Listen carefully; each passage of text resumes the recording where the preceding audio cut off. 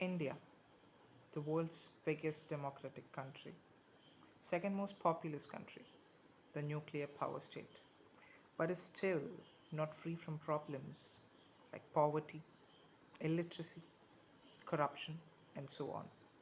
So, was India always like this? Or are these the gifts that the British left us?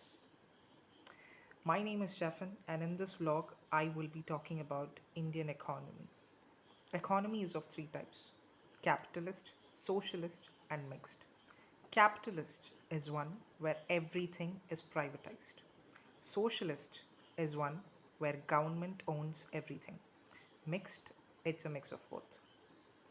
India's contribution to the world's GDP in the first century was 32%, and in the year 1947, it was a mere 3%. Its current contribution is 7.19%, and it's expected to rise up to 10% by the year 2030. Indian economy consists of contributions which are made by agricultural, industrial, and service sectors. The most overlooked sector today is something that we are known by: the agriculture. The agricultural sector, which once contributed for more than 50% of India's GDP, has now its attention shifted from agriculture to industries.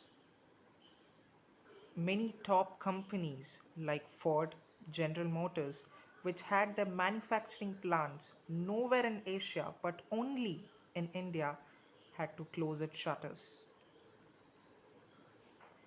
In the year 1991, we had to face a crisis called payment crisis, something which was so severe that we had no money left.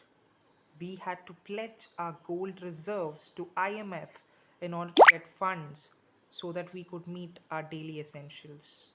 But this turned out to be a turning point in the Indian economy because this moment led to something called liberalization. India opened its doors to the world. It welcomed the foreign companies with open arms. The IT sector flourished. Foreign companies merged with Indian companies, and then there was no turning back. Even the recession which hit the world in the year 2008 was not so fatal when compared to the rest of the world. India was labeled as the world's fastest growing economy. But all this was till the year 2018. And then, boom, the downfall started. All thanks to China and Corona, the GDP for the year 1920 was 4.2%. And for year 2021, we recorded an all-time low figure of minus 7.8. The contribution which was made by the agricultural country for the agricultural sector was just over 15%. Given the situation and how the government is treating farmers, it won't be a surprise if it falls even low. India has a poverty rate of 21%, 11% unemployment, 4.3% inflation. Although there is a 10% rise in FDI, that is foreign direct investment. Now, to talk about the future of Achhe Din Aayenge government. It has a target of 5 trillion economy, which is now turning out to be something next to impossible.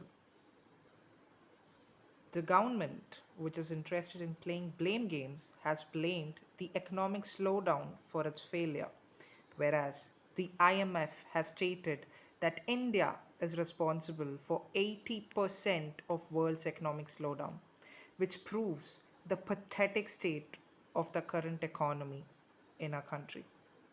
So how do we improve our sinking economy and maybe, just maybe, achieve the 5 trillion dream? One such solution is given by economist Abhijit Banerjee, who said that give money to the poor directly, improve the demand in economy, give them money directly through National Rural Employment Guarantee Scheme, and increase the minimum support price of crops. Though the government has made several changes in the corporate taxes and also tweaked the production linked incentives, this right now is not enough to meet our target. In case we need to achieve a 5 trillion dream, it is important to work at the ground level to help the poor. That is the need of the hour. Thank you.